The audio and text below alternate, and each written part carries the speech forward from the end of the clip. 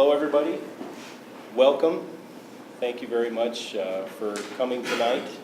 Appreciate you taking the time out of your schedule to come visit with us. This is our second public meeting for this I-25 Raton project. Just want to briefly tell you guys what the agenda is for tonight. So we just wrapped up what is our open house period. We'll give you a brief presentation for about 45 minutes here. Hopefully we don't have to take that long. It all depends on how long Mike talks. It's Audra. She's got more stuff. We'll try to wrap things up by 7 o'clock. And at 7 o'clock, then Eric will kind of take over and we can do question and answer period at 7 o'clock. And I believe Eric has given you guys cards. He'll explain that when you get to that point. So that's our agenda for this evening. This is again the I-25 project from exit 454 to 460. My name is Derek Meyer. I'm with Wilson & Company. I'm the consultant, the design consultant that was hired by the New Mexico DOT District 4 office to do the study and the design on the project. And this here is a slide showing all the members of our study team. Of course, it's not all Wilson & Company. We got a large group of individuals that are partaking and participating in the design of this project. One of the major partners being the Federal Highway Administration. They are supplying a large chunk of the money for the paying for the construction on this project. Of course, the New Mexico Department of Transportation is the main client for us. District 4 is our lead. Wilson & Company, my office. We got Eric from Marin and Associates here for our environmental. We got Mike with Terracon here. He's our geotech consultant. We have Miss Angela Valdez from Sauter Miller and Associates. She's leading the drainage and several other tasks on the project. And Cobb Fenley and Associates is a utility locating firm that helped us as well. I think I stole thunder from this slide, didn't I? If you can read that in the back row, we have what we thought was a large group of individuals here. So these are everybody that I think is here today. We might be missing a few. We'll go down the line here for those that I think are here. Chris Orioste, he's our project development engineer. He's in charge of me, basically. So if I do anything wrong, go to this guy and tell him, because he can slap my hand. David Trujillo, I don't believe is here. He's the District 4 engineer. Ms. Heather Sandoval is back here, Assistant District Engineer. Adam Romero, I didn't see Adam. Apologize if I look around. Gabe Lucero, or Gabe, he's the District Traffic Engineer. Who else? We're missing a lot of people here now. Who's left? Jim? Oh, Jim, I'm sorry. I was going through the list of, we don't have Scott, we don't have Joe, John, and John, right? They're not here. No. Oh, and then Jim Hirsch, he's our environmental lead for the DOT. And then we have Darren Craig from the project office. Darren, thank you very much for We coming. have Chairman Spikes from Transportation Commission. Yes, I believe you. Everybody knows you in Raton, right? Appreciate you letting us use your facility as well. Thank you very much. From Wilson & Company, myself, Derek Meyer, and Miss Audra Gallegos, who will be presenting to you as well. She's one of my design engineers helping me do the project here. I mentioned Eric. He's doing the lead environmental. There's an environmental document. He's the lead on that portion. And then Mike, of course, is doing the geotechnical. Miss Angela Valdez, again, drainage lead, and they're working on traffic control, signing and striping, ITS. There's several portions of the project they're working on. For those of you that did not come to the project in the meeting in December, this is basically a schedule. It's pretty close to what we had before. I tweaked it a little bit, but this is the timeline for the project, the design schedule as we like to call it. Back in December, you kind of see right here, this is actually where we held our public meeting last time in December. we were working on what was called the location study report, the Phase AB report. It basically looks at a lot of alternatives. It assesses all the issues on the project, and then we come up with design alternatives to help address those issues. And then we study the costs and the mitigations and what the impacts are, and we come up with what is a preferred alternative. So that is, we are kind of in that stage where we finished off the Phase AB report. There's a drainage report ongoing, geotech report, an environmental clearance that's ongoing. What we're doing is we're actually starting design. So we have a preferred alternative, and we are starting to work on the actual design now. We are in the early stages of the design. As you can see from our drawings, they haven't changed much from December. We're just now starting to put lines in the computer and starting our design work. So that's roughly in this time frame. Is it, I can't see this. Is that June right there? July? So this is the time frame we're at, June, July 2016. We're going to work our way through what is called the final design. Each stage, another level of completion on the design. And then we're going to try and wrap things up at the end of the year. Roughly at the beginning of the year, we're going to be trying to wrap the design up, get all of our certifications, get all of our approvals, and then Chris is going to try to put this out for bid and get a contractor to hopefully give us a wonderful bid on. Roughly in the March production. So we're looking at March of next year when they get a contractor on board. So you may not see a contractor actually working out there 2 or 3 months later, roughly. So you may not see actual construction work. You'll probably get some notices in the mail when construction will be starting, but you're talking the middle of next summer. So that's our design schedule. Study process, I kind of went over that just briefly, but like I was saying, we're at the point where in December, we were wrapping up the location study. Eric is trying to finish up his environmental document to assess the impacts. We are in the stages of doing preliminary design, and we're going to be really close into jumping into what we call final design here soon. So that's the next part. Is this where you get to take over? Ms. Audra's going to take over for a few slides. So the purpose and need for the project is we're going to mitigate some of the rockfall areas. We're going to look at stabilizing roadway embankments and look at drainage issues and improve those areas. We're also going to mill and inlay the I-25 and do bridge reconstruction or bridge rehabilitation on exit 454 and exit 460. We'll also look at the interchange geometrics at exit 460. There are some gates along I-25, and so we'll look to make sure if they have proper permitting. We will look at mitigating wildlife vehicle collisions along the corridor and also look at ITS improvements. There's a snowplow access at the state line, and we'll look at improving that and making it safer. So this map shows part of the project limits. The project starts just south of exit 454, and which is the northernmost Raton exit. The yellow dotted lines, which are kind of hard to see, are rock cut slopes, and Mike will look at mitigating those and helping with rockfall issues. The blue areas are drainage issues, and Angela will look at improvements to those, as well as culverts along the corridor. Like I said, we're going to be doing pavement rehabilitation along I-25 and rehabilitation of the bridge at exit 454. At exit 454, the ramps, the entrance and exit ramps are right now taper ramps, and we're going to look at making them parallel XL and decel lanes. We will also add 8-foot game fencing along the corridor and ITS improvements.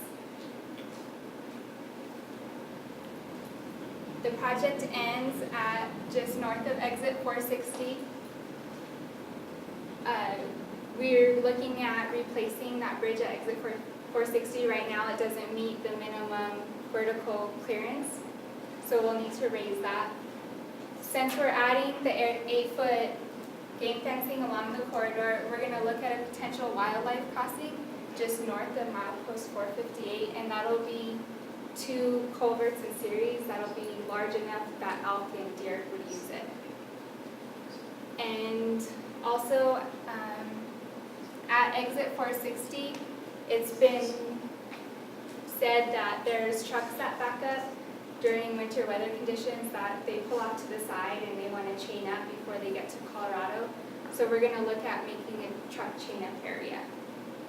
All right. Thank you, Ms. Audra. So what we were talking about before was, in December we were doing the study, we had came up with 4 alternatives for what is considered the exit 460 interchange area. Based on the study and the results of that study, we are moving forward with a proposed alternative, alternative 4. So this is what we presented back in December. We're basically going through the preliminary design stages on trying to make this interchange work. So just to briefly go over what alternative 4 is. The existing bridge is right here. We are, in alternative 4, we will demolition that bridge, take it out completely, so you won't be able to cross at that point. The new bridge actually moves further south, all the way to this point, south of the port of entry, and roughly, there's a big open area out there, you can kind of see it. This is where the new bridge would be. So the interchange would actually, the bridge would be shifted south, the ramps would be tied to that new bridge location.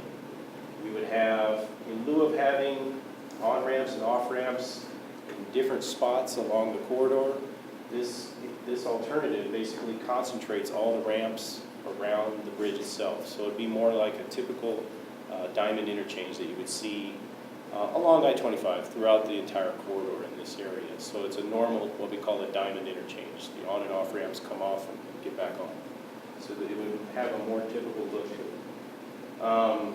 This allows us to actually put in the longer XL ramps that Audra was talking about, where you would have more distance to actually get onto the interstate, more time to get up to speed, and you wouldn't be shoved right back onto the interstate. In a taper type, that's what you see out there today. It's a taper type ramp, and it just pushes you right onto the interstate. So what we're looking for is to have a little bit of distance, a little bit of length of the ramp that's actually parallel to the I-25 main line, so you can get onto the ramp, get up to speed, look for traffic, and then merge into oncoming traffic that way.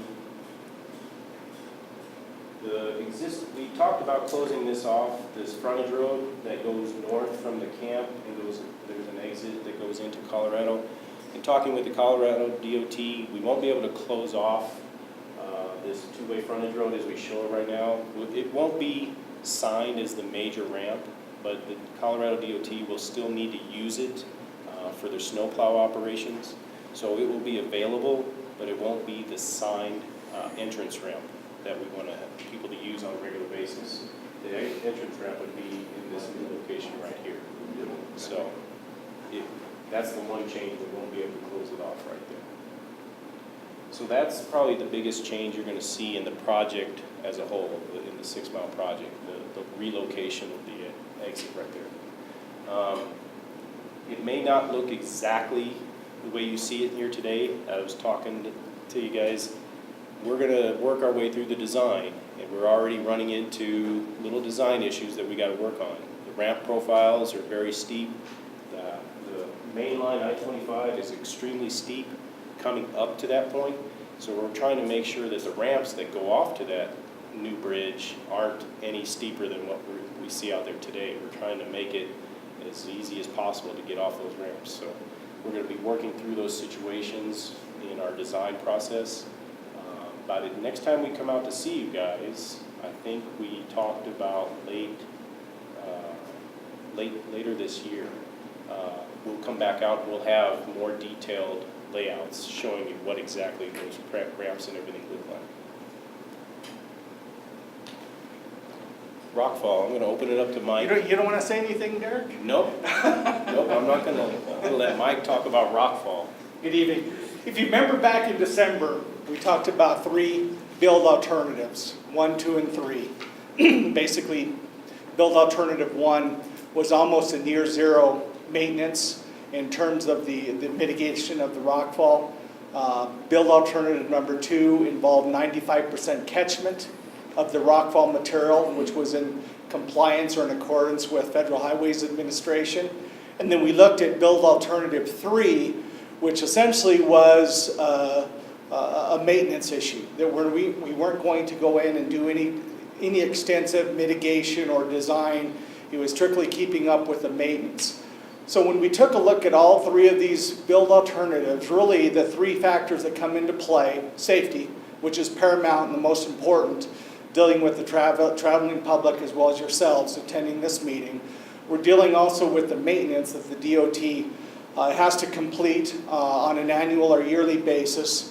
And then we're also looking at the costs. So if everybody understands, obviously, if you have a Cadillac, that's going to cost you a little bit more money versus the Volkswagen is obviously a cheaper vehicle to own and operate. So after the analysis, and going back to December, the main issue with the rockfall is we've got the cubic or block structure nature of the sandstone, which is being undermined by a more erodible shale or clay-like softer bedrock material.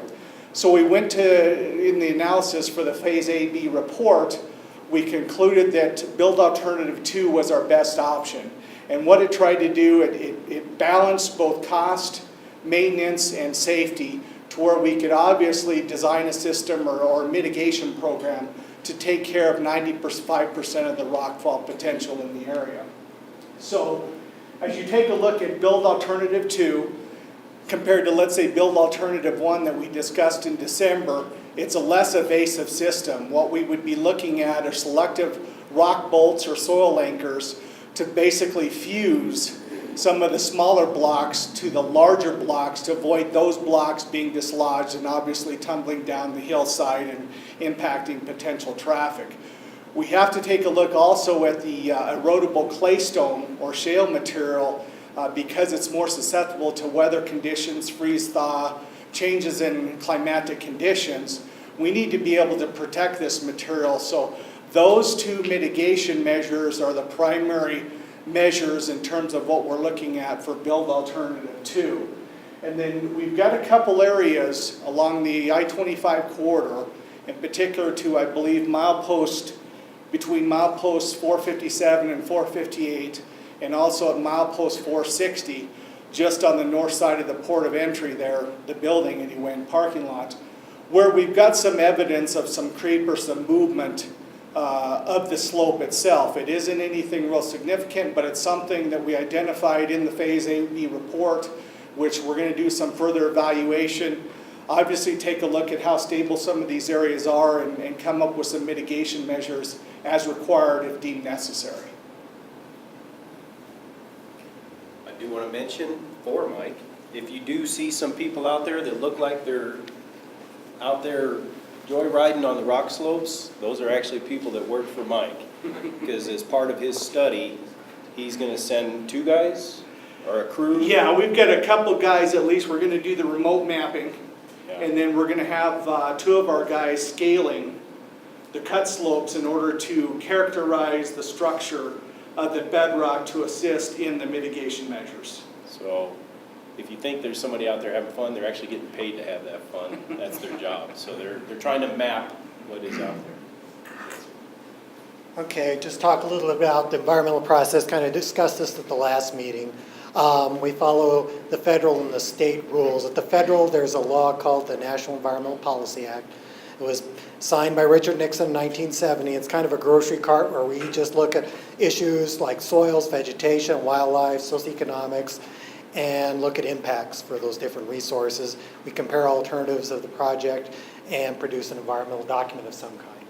At the state level, we follow the location study procedures, and Derek's talked about that.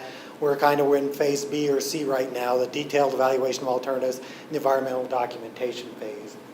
Also very important is tonight, public involvement, so I'm very glad you came out. We want to get your input. That's part of the environmental process. We will be recording your comments, so that's real critical, and that affects our decision-making process. And there's also agency decision-making, especially by the Department of Transportation and by the Federal Highway Administration. So some of the issues we look at are land use. This is obviously a rural area. Pretty much a ranching and rangeland area is the main use out there. There's a lot of wildlife out there. Socioeconomics, of course, we're concerned with Raton and the economy here, as well as transportation on the roadway, as well as the rural economy with ranching, so we look at that. Cultural resource, I don't know if you saw, but we do send archaeologists out to look, see if there's any archaeological sites. This route is one of the links to the Santa Fe Trail, so that's pretty important, so that'll get some attention. It's more than just those little signs you see on the road. It was a historic route, because that was the pass. So that's of some fair importance. We just want to document that, make sure there's no impacts. Biological resources, probably the most exciting resource out there are a lot of deer and bear out there, a lot of bear sign. Our biologists were out there and afraid to go in the bushes sometimes because they're seeing all the bear sign out there.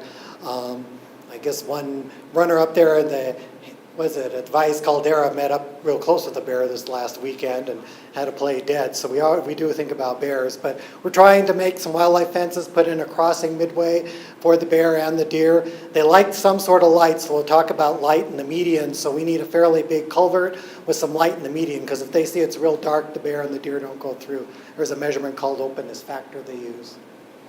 Water, there's a few little ephemeral streams. We have to get a permit from the U.S. Army Corps of Engineers for impacts to those for construction. We'll also be preparing a stormwater pollution prevention plan, which recommends best management practices to minimize erosion. And once again, wildlife vehicle collisions are a big deal with all the wildlife out there. We had a first look, and they just had some data on the computer database, and then we talked to the patrol yard. We found there was even more deer collisions than we first thought. So it's pretty serious in this area. You know that. You live here and probably see a lot of deer and bear out there. But so we're spending money on the 8-foot wildlife fences with the crossing. And just once again, there's the wildlife crossing point, kind of an area where there is a culvert, and we have the best opportunity to put in a bigger culvert. And then just some of the other issues, less concern. You have probably the freshest air in the state up here, but we don't want to make it any worse, but we don't expect to. We just look at issues like that. Noise, there aren't really residences too close. There is a recreational vehicle camp up there, so we want to make sure the project doesn't add to the existing noise. Geology and soils we've talked about. Cumulative impacts is where we look at additive impacts. If there are other projects in the area, we'd want to also look at those projects too. We have done other projects along I-25, so there is a lot of highway work going on, and we have connected with the Colorado Department of Transportation too to make sure we're all coordinated. And context-sensitive solutions, we are sensitive that the roadway meshes in with the environment. It's interesting, I went on to YouTube, and people actually take little videos going over the pass, and different parts of the country you can see whether they like an area or not. If you look at some areas, you get videos and they really hate it. But here, the people really enjoy it, though. There's one where they took a video from Trinidad all the way over to Raton, just with the camera running on the dashboard saying, I'm having a nice day out here going across Raton Pass. So we want to make sure that great experience continues on the road and it complements the landscape. It's not a detriment out there. So with appropriate design and revegetation, make sure it meshes in with the environment and the landscape. And so design feedback, that's yours? I'll jump in on that one. So we're talking about design. We've already met with a couple of the property owners out here. We really want everybody's design feedback. Coming over and talking to me in the meeting, giving us ideas as to what we need to deal with on the design. I really need everybody's help in providing us issues that they want us to look at, similar to the truck trailers and the, being able to drive those into the property, those kinds of ideas. Access gates, Audrey talked about. There's several access gates throughout the property. We want to make sure that these are properly permitted and they are of use by property owners. So we want to make sure that we're not just taking them away. So if you do, on your end, have an access gate that you do know of that is permitted, or come to us, tell us about it. There's one, there's a couple of them that we've seen on the project. It's a little bit of just a gate right there on the fence. So we want to make sure that we're not just closing it off and not telling anybody. So we want everybody to tell us if they've got an access gate out there that they use and they are using it, via a proper permit. Any other issues? We've already talked about, cattle passes that get used. We want to make sure that the cattle passes that people use out there, good feedback on the wildlife. You were telling us in the meeting about there's a wildlife crossing that I don't think we would have thought of even being used. We got to figure out if we can still use that crossing, make it functional, or we might possibly have to close it off, depending on if we can't make the wildlife cross, from one side of the interstate to the other. So if you guys could give us any kind of feedback you can, comment-wise on the comment form helps me a lot. Contact me separately if you want to talk it over. I'm more than willing to come down. We've already come down and met. We can come down again and meet with you at a location if you want us to look at a location and talk about a design issue of any sort. I kind of stole a little of your thunder there. Okay, so at the back of the handout, I don't know, did everybody get a handout? There, okay, we'll get a handout here.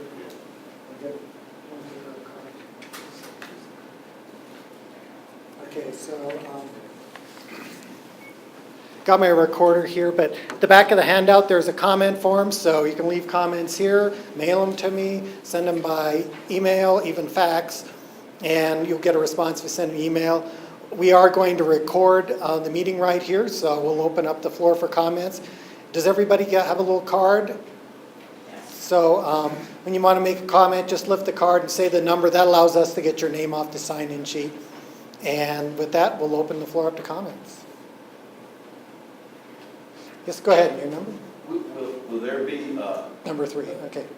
number 3, Yeah, will there be a game fence on both the east and the west side of the interstate? yes. Definitely, yeah, because we don't want, the idea is to keep the animals off the interstate. Right. Yeah, as much as we can. It'll probably be, I understood that it maybe just gonna be one side. Perfect. yeah, that's the idea, and hopefully at the crossing points, so, and hopefully we can get the wildlife collisions down. It's surprising the number of wildlife collisions out there. Okay, number 3, yeah.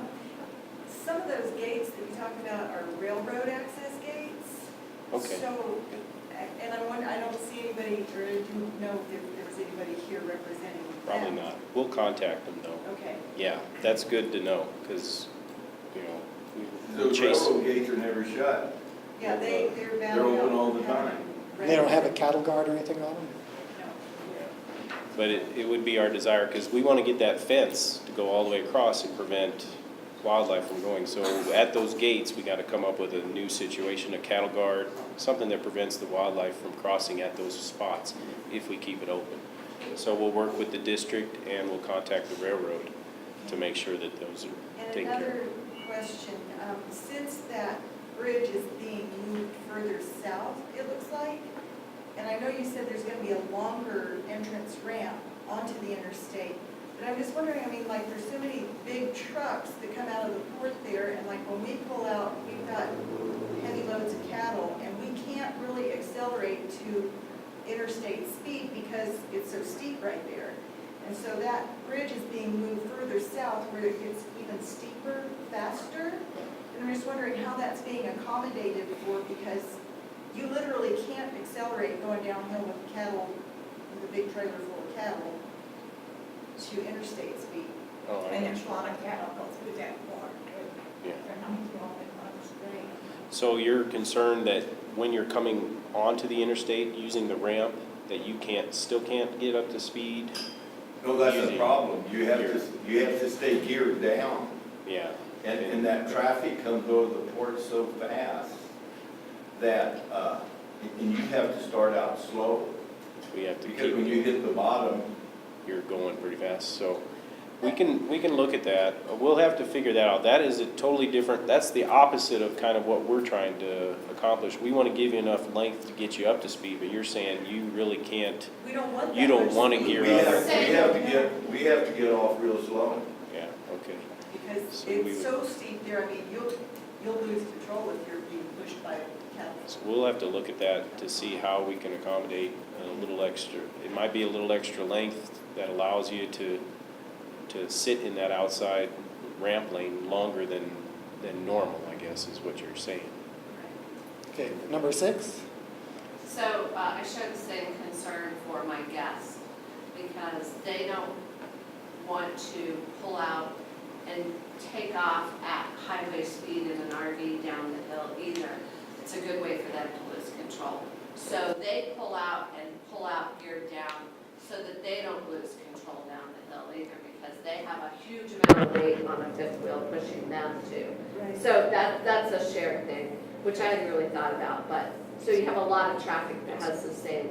It's almost like the opposite of a truck lane going up. You want a lane that you could take your time and get down to the And bottom get a of the safe hill. hold Yeah, where you're not gonna get ran over by other people who are flying over the pass really fast and not taking into And when they come consideration. over that pass, they're sailing, they don't see that far in front. They just, yeah. they're fast. Just keep going. Yeah. Especially the trucks that have the fast pass, They just keep going. or whatever you call that. Yeah. Fast pass. I won't blame the trucks. Well, no, I'm just saying that No, they're going Blame fast. on the trucks all the No, time. they're going fast and we're going slow, and you have fast and slow, which can create a wreck. So Yeah. you want to make sure you accommodate for both. So, Yes, I agree. now I have to raise my number. Number 6. Okay, now don't look at me at Rhonda. I'm now here representing Nelson Ranch LLC. I was contacted by them to come and represent them. So I have a whole series of questions as it pertains to the ranch on the east side. Okay. Okay, so where the bridge is going to be, the new bridge, he would like to know if the trap that is located right there, the cattle trap, will still be accessible. And will he still have access down the blacktop berm? And has anybody, I'm trying to get all these questions, has anybody looked at the pond at the bottom that's the drainage catch? Where all the water drains to down the hill, that was built during the highway project, which I can't speak to that too much, Jeannie probably can. But apparently that dam almost broke a couple of years ago because there was such heavy. Because there was no care been given to it. Right. It should have been. So he has a concern about that. I can't really speak to a direct concern. He lives in Minnesota, by the way, so that's why he's not here. And then also he wanted me to make sure to mention that there are, he does use all of the gates that are the legal gates up through there. So the question about, are they used? Yes, all of them. We might want to get in contact with him directly to make sure He he's got does, his. yeah, I have all his contact information. I will write them on here and give him his Excellent. contact information. Excellent. Or the description on the software. Right, they are listed on the abstract, all the description of the. Oh, okay. To answer your questions, the cattle pass, we will maintain the cattle pass. We, depending on what the final design is, we may have to rebuild it in a new location, but we will, based off of the requests, we will maintain the use of it. Not So, the pass, is that what? there's a catch. Catch. Pit, you know what I'm talking about? Yeah, it's fenced It's area. a pit. No, it's, okay, I know Yeah. what it is. It's It's- the flat part down below the campground. Yeah, right The there. highway took a couple of years ago. Yeah, it's in this area somewhere, and I can't speak to whether it's on this side of the line, I don't know. But if you look, there's a fenced catch there, if you just drive by and look, and then you can, I don't know which side of that We'll line it's on. look at it. Okay. We'll look at it in the field, make sure that we dealt with that. I thought you meant the actual cattle pass itself. No, Okay. Yeah, we'll go look at that. If it's off of this state right away and we're not purchasing anything or doing any work out in that right away, then it would remain as is. We wouldn't touch anything there. The second question, I already forgot. See, this is why I tell you to write it down. I already forgot your second question. the pond. The pond. The drainage. Oh, I thought that was third, but there was pond. we're gonna have to look at it. Angela's group is the drainage report, we'll look at it. And you mentioned it was over flooding because of lack of maintenance. So we'll have to look at that.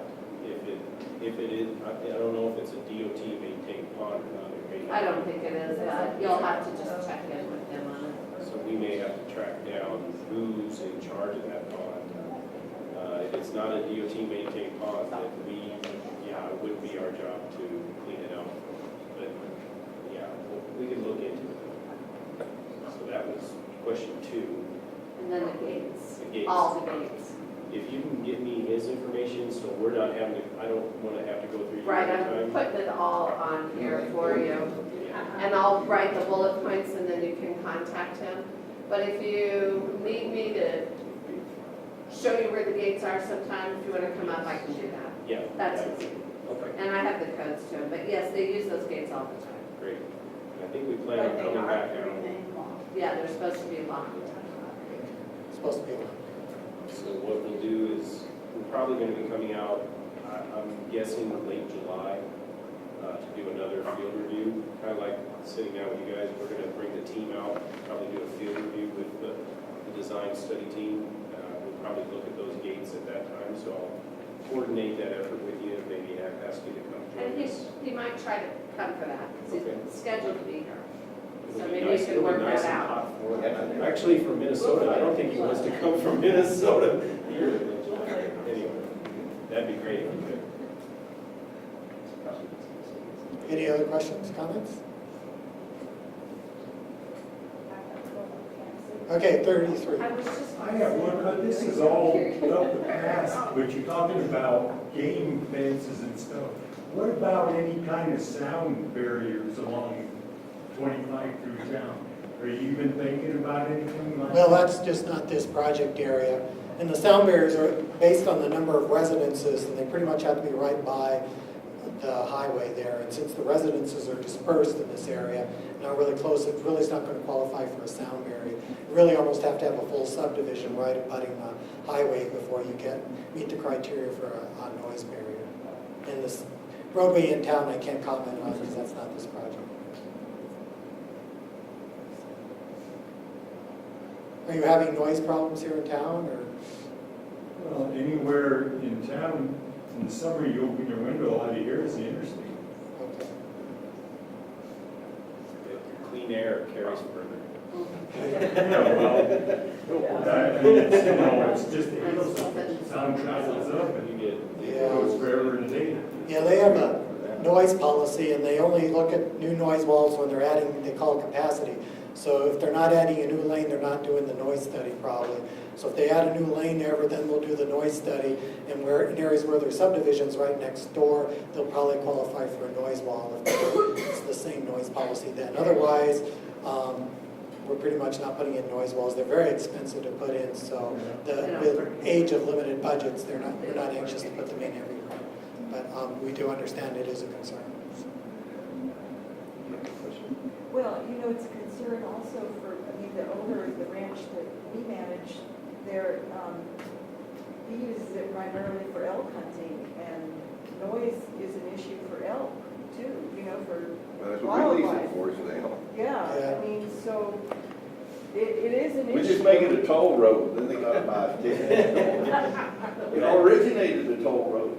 You know, I mean, you talk about environmental studies, well, my goodness, the noise from the interstate really affects wildlife also. I know they still cross and everything, but. Yeah, the noise fence, the wildlife fence about as much as we can do to actually put 8-foot block or 10-foot high block fences along the interstate across the state. That'd just be cost prohibitive and block views, and we get lots of complaints about blocking the views. So, I mean, just the wildlife's going to have to wander away. But for what we're seeing, there's an awful lot of wildlife crossing that roadway, so it's not scaring them that much.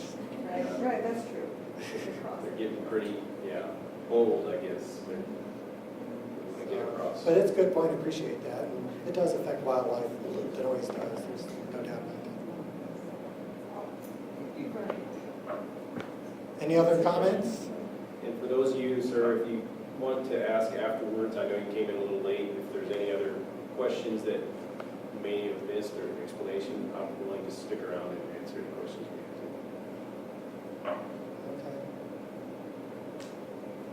Okay, well, I guess if there are no other comments, please send us in written comments. We have extra handouts if you want to take handouts home. We also have cookies and water if you want to take cookies and water home too. And if you want a copy of what we presented on the board here, if you want a copy of that presentation, all you have to do you want to write it on next to the sign-in sheet? Would that be Yeah. easiest? If you could put, send me a copy. Or on the comment form, just send me a comment If form. I got your address, I can send you a hard copy of this presentation, or if you want to email, I can email it to you. It's kind of a big, it's 3 megabytes. So if your email can handle it, I can email you a PDF file of it so you can look at it at your leisure. But I can give you a hard copy or an electronic file. And I'd say look for us, I forgot. I don't know, we seem to come every solstice, so. Yeah, I know. We were here for the winter solstice, now we're here for the summer solstice. Yeah, so I guess we'll be, that's our we'll be back out again when the design is further along. You're gonna see actual plan designs on the boards, and we're gonna go over any final issues that may have occurred, any changes that may have occurred during the design process. Thank you very much. Ron, again, thank you very much for the use of the facility.